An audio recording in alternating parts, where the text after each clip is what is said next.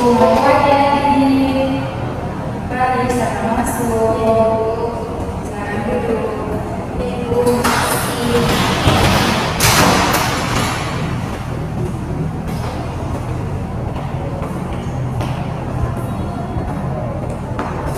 Baik adik, apakah duduknya sudah nyaman? Sudah Ibu. Oh ya, kalau sudah nyaman, sebelum kita masuk ke sesi konseling kita, mari kita berdoa terlebih dahulu ya. Mari kita berdoa. Berdoa mulai. Berdoa selesai. Oke, baik adik. Kalau boleh tahu, nama adik siapa ya?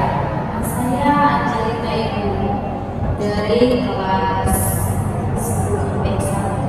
Oh iya, baik adik Angelina. Apakah adik Angelina sudah mengenal ibu? Sudah Ibu. Oh iya, baik kalau sudah mengenal ibu. Kalau boleh tahu adik berasal dari daerah mana ya? Saya dari Manggarai Ibu, tepatnya di Caca. Oh, Manggarai Tengah ya? Ya.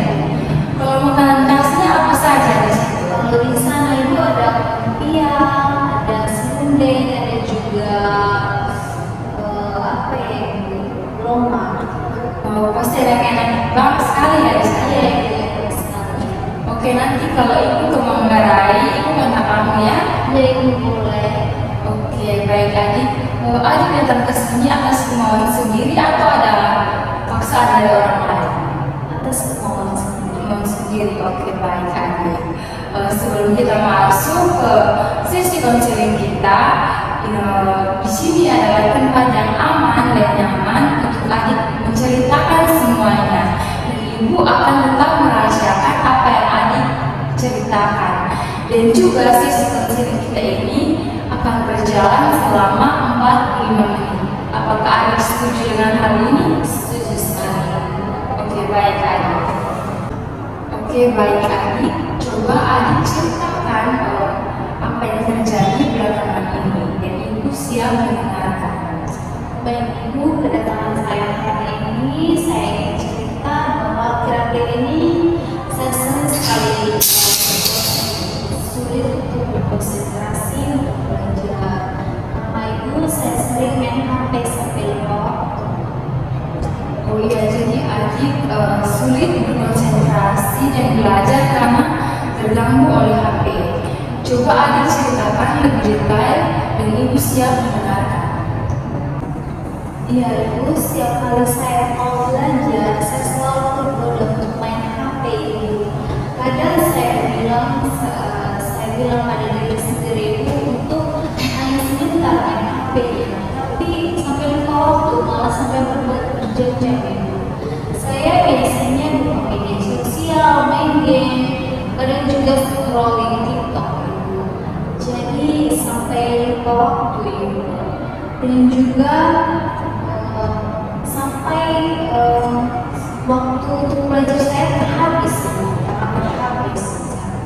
dan biasanya kan itu sampai larut malam dan saya tuh begadang dan keesokan harinya pas mau sekolah itu saya tuh merasa ngantuk di kelas karena malamnya kan saya begadang dan akhirnya saya tidak konsentrasi dan belajar.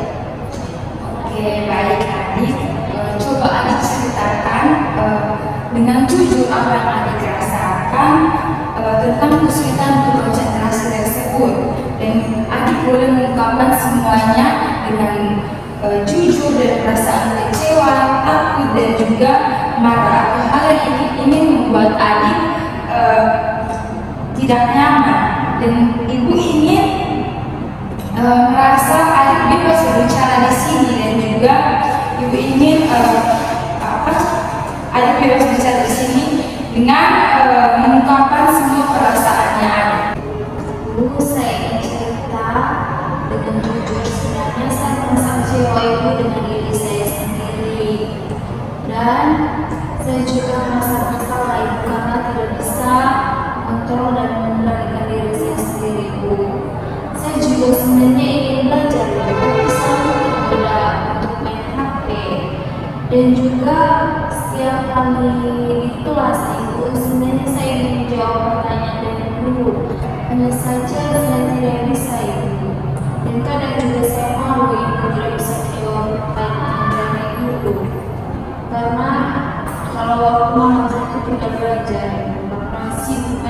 terus. Itu yang membuat saya juga tidak percaya itu. Tapi setelah saya menceritakan perasaan ini kepada ibu, sangat terluka ibu dan beban saya. Oke, baik adik. Jadi setelah adik menceritakan semuanya, adik merasa lebih lega ya.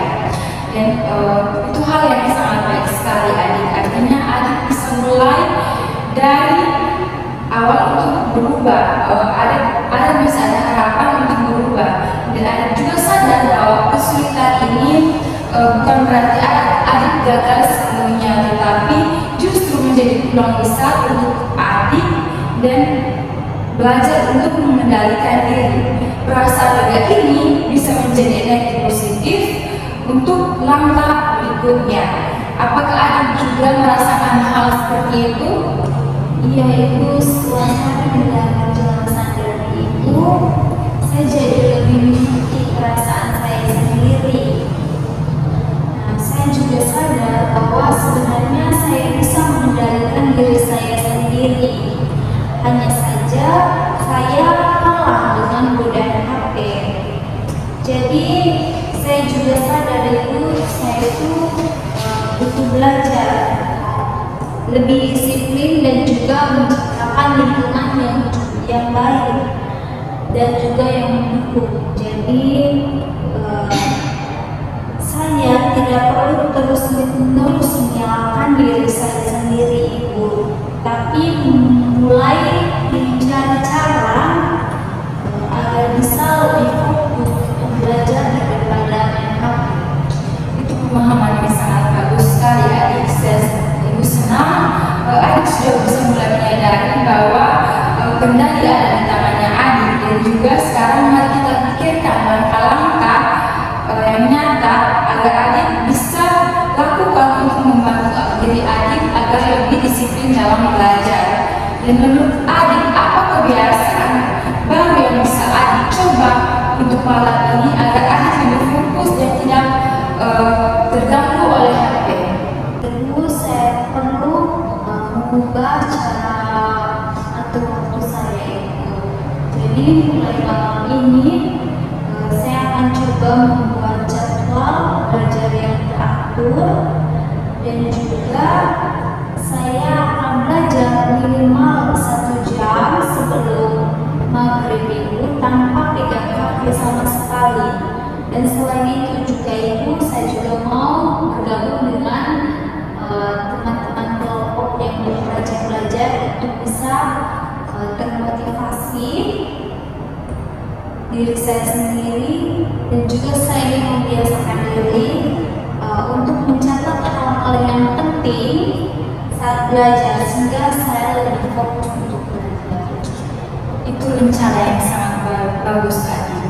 Ibu senang sekali adik sudah bisa mengambil langkah nyata, dan kalau nanti adik masih terganggu oleh godaan HP saat belajar, bagaimana adik bisa lakukan agar adik tetap konsisten dalam belajar supaya adik tidak terganggu oleh HP tersebut?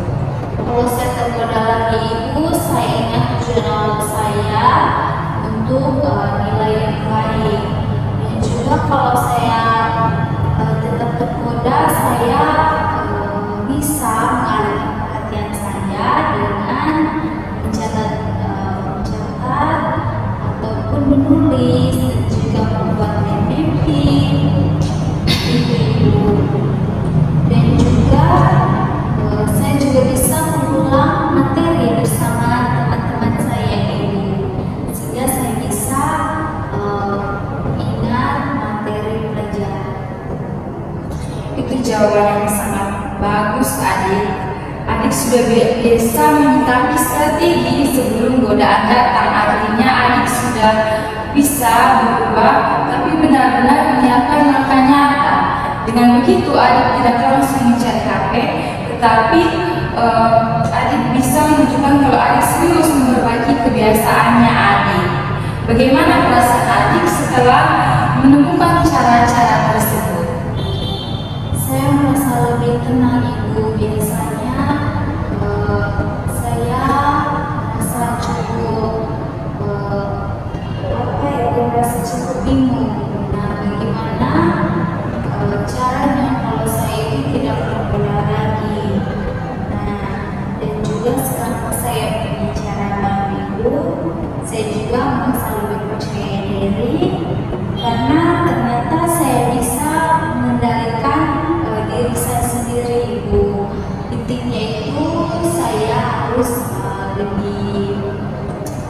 lebih fokus. Bagus sekali adik. Jadi sekarang adik sudah punya pemahaman baru tentang pengendalian diri adik. Jadi bahwa adik mampu mengendalikan diri dan bisa lebih disiplin dalam belajar. Hal ini penting untuk membantu adik agar lebih fokus dalam belajar. Padahal kalau selama ini saya sering menyalahkan diri saya sendiri. Padahal kalau saya bisa bersabar dan juga konsisten, saya bisa mengubah kebiasaan hidup saya ini. Jadi sekarang saya lebih yakin lagi untuk mencoba. Itu luar biasa adik. Dengan adik membuat strategi menghadapi godaan HP sudah menunjukkan bahwa ada kemajuan besar. Artinya adik tidak hanya tahu masalah adik, tapi juga adik tahu cara mengatasinya. Dan adik juga mulai tahu cara bahwa mengatasi masalah-masalah tersebut. Jadi menurut adik, apa arti semuanya ini bagi diri adik sendiri? Bagi saya itu sebenarnya saya bisa merubah ini semua. Nah, saya hanya perlu lebih konsisten dan juga lebih sadar kalau keinginan saat untuk bermain HP itu tidak lebih penting dari belajar, karena belajar sangat penting. Nah, padahal juga kalau bermain HP itu bisa merugikan diri saya sendiri, Ibu. Sekarang saya paham, Ibu, bahwa saya harus bisa mengendalikan diri saya sendiri, membuat prioritas mana yang harus didahulukan dan mana yang tidak, Ibu.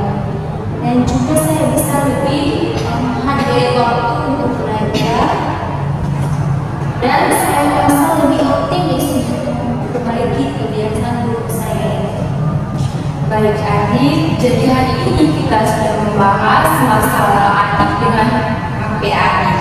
Bagaimana HP itu mempengaruhi belajarnya adik, dan juga adik sudah menemukan rencana yaitu membuat jadwal belajar, terus membatasi HP dan meminta bantuan kepada orang tua, dan juga mencoba belajar bersama teman.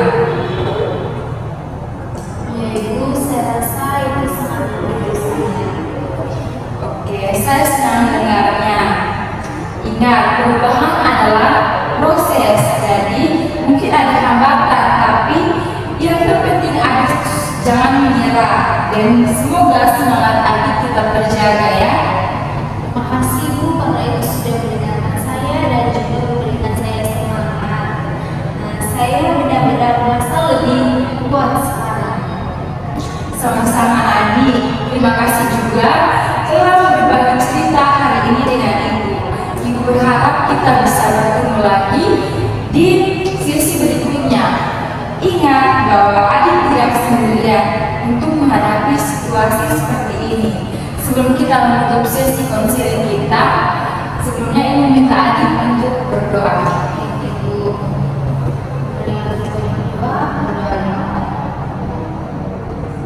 sama-sama.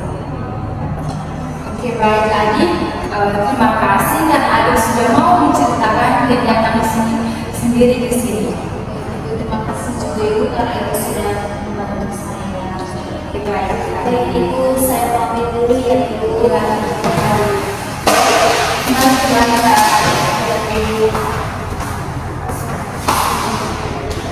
Hati-hati, hati-hati jalan.